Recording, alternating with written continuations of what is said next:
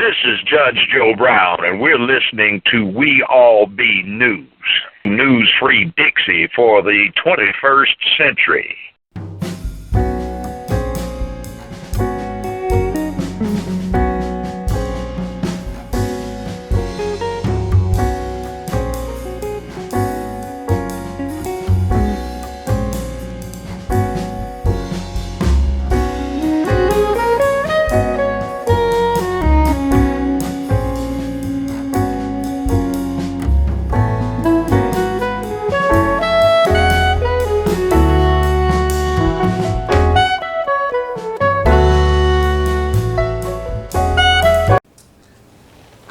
What we're going to do is I am going to start this evening awards with Reverend Dr.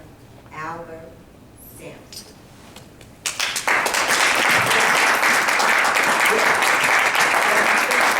Please join me at the podium.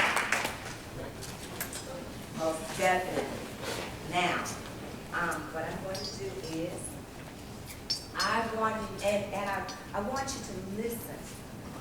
As I said, we're talking about warriors. And this is a warrior that's been in the fight a long time. Take a look at the pictures. Okay? That's why it was so important to have it here at the National Civil Rights Museum. Because this man walked with Dr. King, talked with Dr. King, gave a shoulder to lean on for Dr. King. He's been working behind the scenes all this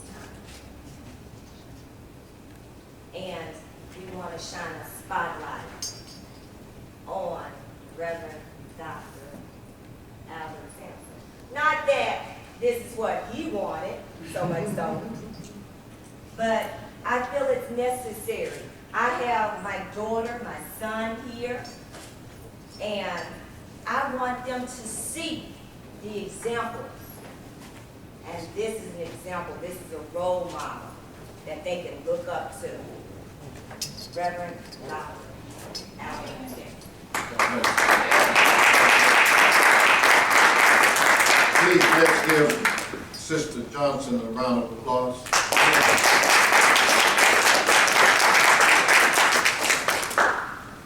Now, you know, when you're a preacher, and you got 5 people in the room, you got to preach. Yes. And then you fed him some chicken. So he really got to preach for his dinner. But all sincerity, I want to thank you for selecting the National Civil Rights Museum. And I want to thank you, Sister Johnson, for reaching out and doing something that nobody has ever done for us. I want to thank you for the creation of your foundation for youth development. And I'm trying not to cry because Yes, sir. I'm originally from Massachusetts. Went to school at Shaw University in Raleigh, North Carolina, 1957-61, where the sit-in demonstrations broke out. I was president of NAACP on the campus at Shaw University. SNCC, the Student Nonviolent Coordinating Committee, was founded on my campus. I would have been a member of SNCC, but I was already president of the NAACP on the campus and president of the state youth and college chapters all over North Carolina. It was there I saw where black farmers was the base of the civil rights movement. It was there I realized that in the midst of all of the agony that our people experienced, the black farmer had charge of that land, and he fed himself, and he fed his people. And then he got his brothers and sisters to participate in feeding our own selves. I always was amazed to see how you could go into people's, they're all kind of young, they used to call them shotgun houses, with the tin roof, pot-belly stove. Some of y'all don't know what I'm talking about. Oh, yeah? Pot-belly stove, and the wallpaper on the wall was 1933. And this was in the year 57 to 61. But when you got to that table, you had 2 or 3 different meats. Ended up with several different vegetables. We called it putting color on the plate.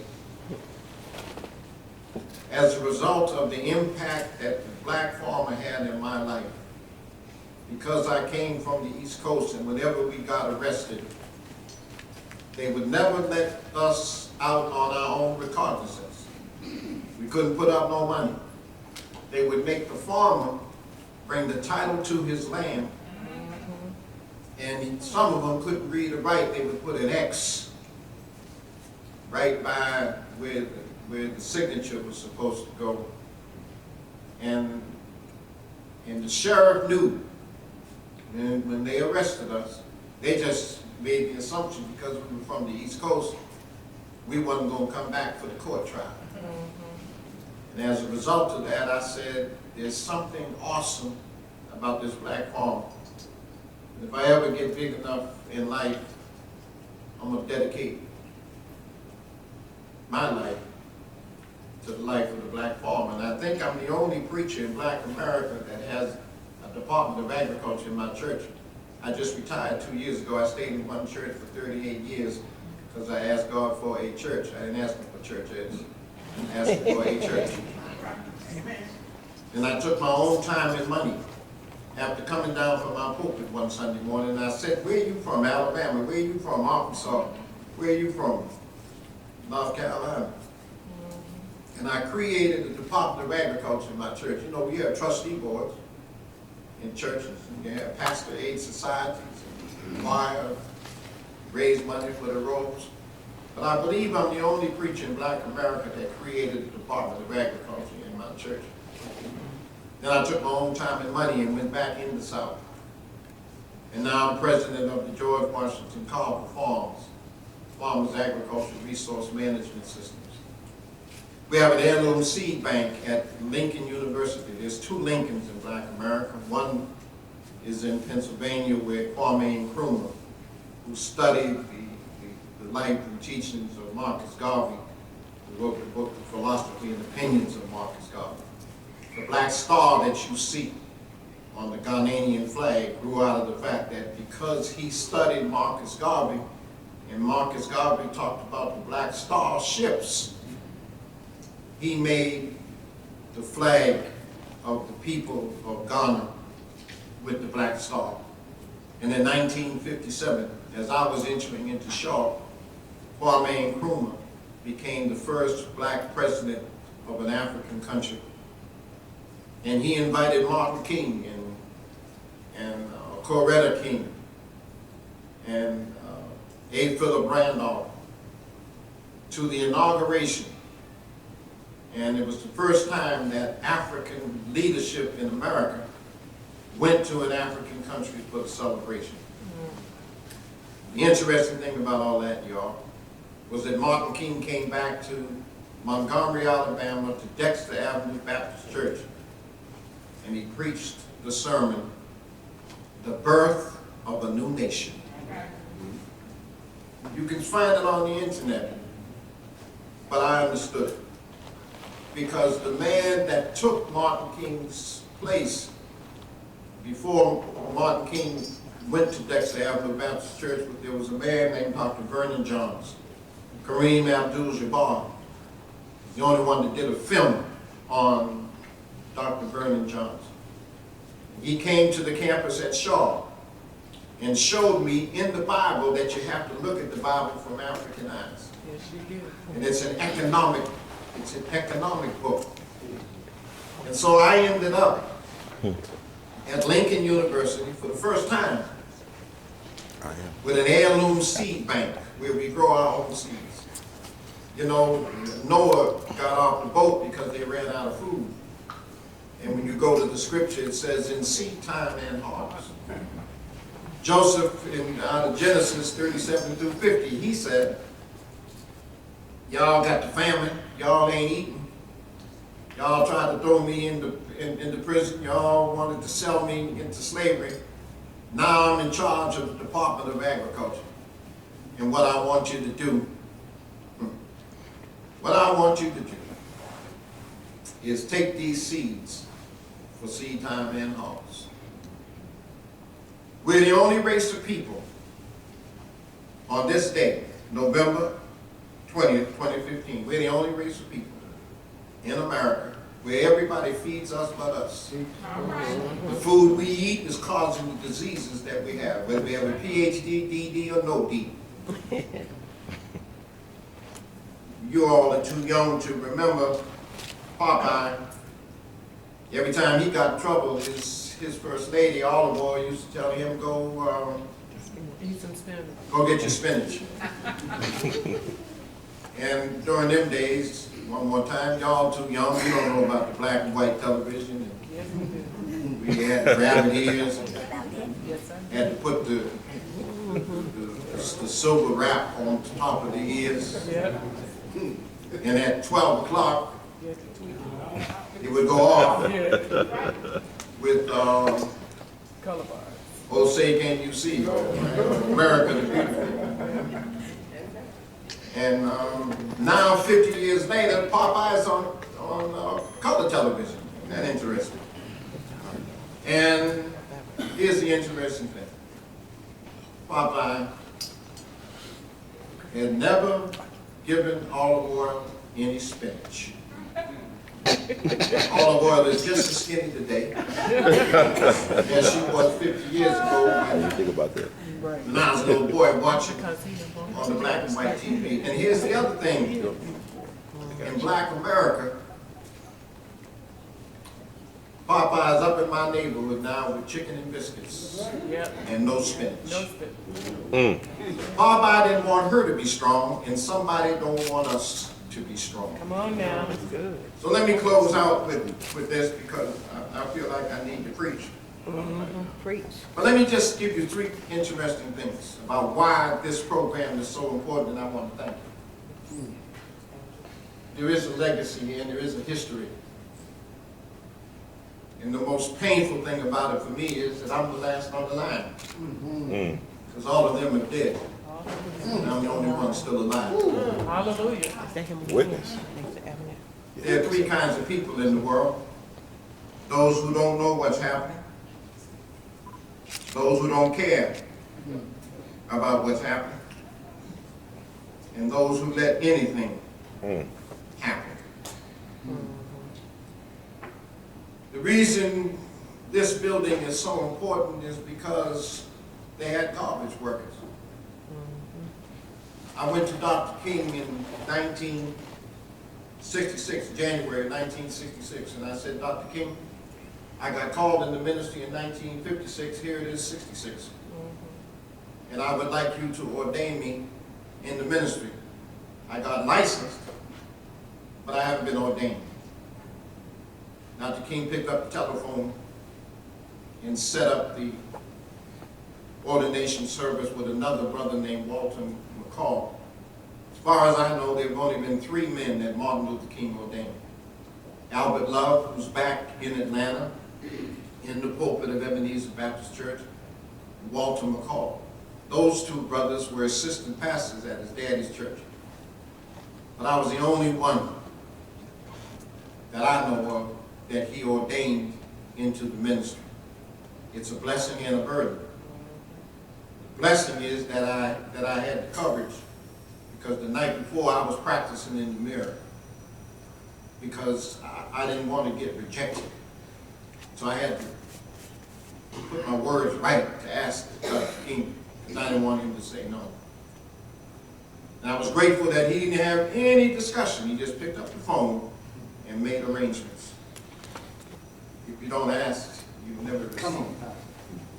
Ask not, you get not.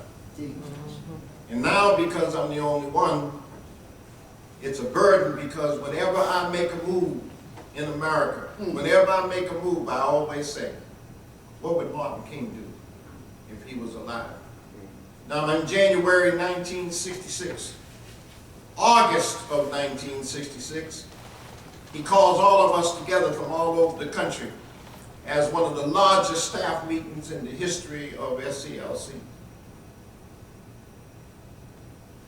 And in the room, he makes the announcement that a black FBI agent out of California that he met with told him that the United States government was going to assassinate him. So he knew in August of 1966 that the United States government was going to assassinate him. He turned to Ralph Abernathy and said to Ralph, "You've been with me for 15 years. Every time my house got bombed, they bombed yours. They bombed your home. Every time we went to jail, you were with me." He said, "And I want you to take over this organization and be the president of the organization." And the gentleman next to me is Cirillo McSween from Panama. He said, "Cirillo, I want you to be the treasurer if anything happens to me." And Cirillo was on the $1 million round table for the New York Life Insurance Company. And he said, "You're a man of integrity. I know you're from Panama, but you're in the struggle with us. And I want you to be the treasurer." That was August of 1966. 1968, Martin developed the Poor People's Campaign. That's why you see George Wiley down the end, Johnny Tillman from California, where they created the National Welfare Rights Organization. And those sisters came to Dr. King and said, "We want you to make on your program, we want to be built in to the Poor People's Campaign." Dr. King said, "No problem."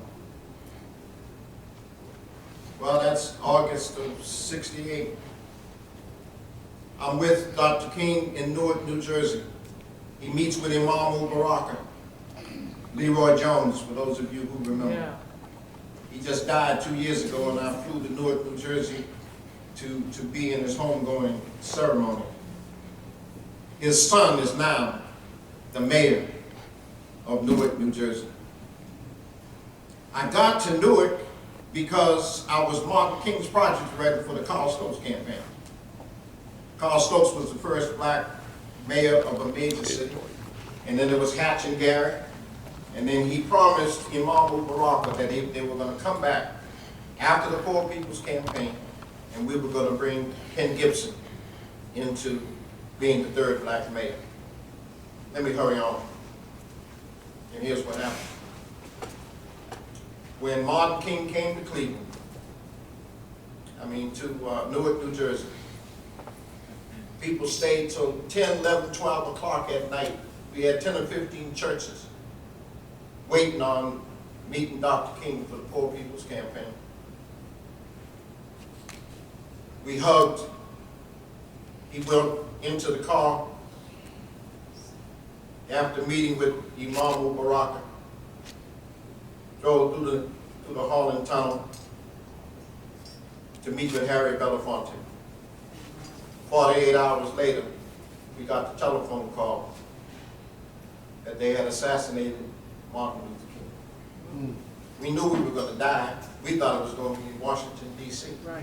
and not here in Memphis, Tennessee.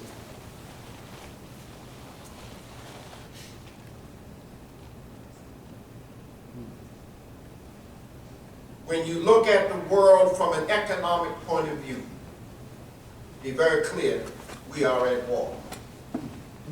That's why black leaders work with the fake out. But the interesting thing about Martin King with the garbage workers, they all had a picket sign. And the picket sign said, "I am a man." Now, man to me means men are necessary. Women, W-O-M-E-N, means to me, women organize, make economics necessary. Women with our men make economics necessary. I believe that the new frontier for us, we've had voter registration drives, but we never had an unemployment registration drive. True. Come on. I'll be privileged to be at Sardis Baptist Church, I believe it is, Sunday, New Sardis. And one of the interesting things I'm going to be talking about is, can God trust you with His power, His people, His privilege, given your personality? Can God trust you? So I thank you one more time, sister. And I want to just halfway close out with this story. The story of a little boy named Theo. He woke up one morning and asked his mama, "Mama, what if there were no black people in the world?" Well, his mother thought about that for a moment and then said, "Son, follow me around today and let's just see what it would be like if there were no black people in the world," Mom said. "Now go get dressed and we will get started." Theo ran to his room to put on his clothes and shoes. His mama took one look at him and said, "Theo, where are your shoes? And those clothes are all wrinkled, son. I must iron them." But when she reached for the ironing board, it was no longer there. You see, Sarah Boone, a black woman, invented the ironing board. Yeah. And James E. Metzliger, a black man, invented the shoe lasting machine. "Oh well," she said, "please go and do something to your hair." Theo ran in his room to comb his hair, but the comb was not there. You see, Walter Simons, a black man, invented the comb. Theo decided to just brush his hair, but the brush was gone. You see, Lydia O. Newman, a black female, invented the brush. Well, this was a sight. No shoes, wrinkled clothes, hair a mess, even Mom's hair, without the hair care inventions of Madam C.J. Walker. Mom told Theo, "Let's do our chores around the house and then take a trip to the grocery store." Theo's job was to sweep the floor. He swept and swept and swept. When he reached for the dustpan, it was not there. You see, Lloyd P. Ray, a black man, invented the dustpan. So he swept his pile of dirt over in the corner and left it there. He then decided to mop the floor, but the mop was gone. You see, Thomas W. Stewart, a black man, invented the mop. Theo yelled to his mom, "Mom, I'm not having any luck today." "Well, son," she said, "let me finish washing these clothes and we will prepare a list for the grocery store." When the wash was finished, she went to place the clothes on the dryer, but it was not there. You see, George T. Simon, a black man, invented the clothes dryer. Mom asked Theo to go out and get a pencil and some paper to prepare their list for the market. So Theo ran for the paper and pencil, but noticed the pencil lead was broken. Well, he was out of luck because John A.L.L, a black man, invented the pencil sharpener. Mom reached for a pen, but it was not there because William Purvis, a black man, invented the fountain pen. Maybe I should stop and then ask y'all to come Sunday. Yeah. As a matter of fact, Lee Burridge invented the typewriting machine, which is now we call the computer, and W.A. Lovett the advanced printing press. Theo and his mama decided to head out to the market. Well, when Theo opened the door, he noticed the grass was so high as he was tall. You see, the lawnmower was invented by John A. Burr, a black man. They made their way over to the car and found that it just wouldn't go. Yeah. You see, Richard B. Spikes, a black man, invented the automatic gear shift, and Joseph Gamel invented the supercharged system for internal combustion engines. I'm just trying to say we're necessary. They noticed that the few cars that were moving were running into each other and having wrecks because there were no traffic signals. You see, Garrett A. Morgan, a black man, invented the traffic light. Well, it was getting late, so they walked to the market, got their groceries, and returned home. Just when they were about to put away the milk, eggs, and butter, they noticed the refrigerator was gone. You see, John Standard, a black man, invented the refrigerator. So they just left the food on the counter. By this time, Theo noticed he was getting mighty cold. Mama went to turn up the heat, and what do you know? A sister, a black woman, a queen named Alice H. Parker, a black female, invented the heating furnace. Now you know the sisters love their heat. Even in the summertime, they would have been out of luck because Frederick M. Jones, a black man, invented the air conditioner. It was almost time for Theo's father to arrive home. He usually takes the bus, but there was no bus because his precursor was the electric trolley, invented by another black man, AlBErt R. Robinson. He usually takes the elevator from his office on the 20th floor, but there was no elevator because Alexander Miles, a black man, invented the elevator. He also usually dropped off the office mail at a nearby mailbox, but it was no longer there because Philip B. Downing, a black man, invented the letter drop mailbox, and William Barry invented the table with their head in their hands. Theo and his mama sat at the kitchen table. When the father arrived, he asked, "Why are you sitting in the dark?" Why? Because Lewis Howard Latimer, a black man, invented the filament within the light bulb. Theo quickly learned what it would be like if there were no black people in the world. Not to mention if he were ever sick and needed blood. Charles Drew, a black scientist, found a way to preserve and store blood, which led to his starting the world's first blood bank.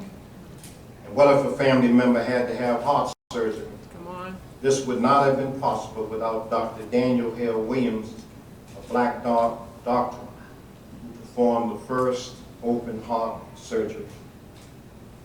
So if you ever wonder, like Theo, where would we be without us?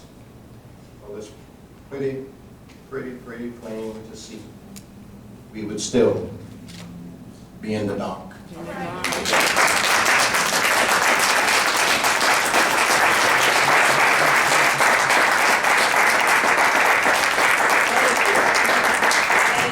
And that's why we're honoring Reverend Dr. Sampson this evening. And with that, I would like to present this award on behalf of the foundation to Reverend Dr. AlBErt.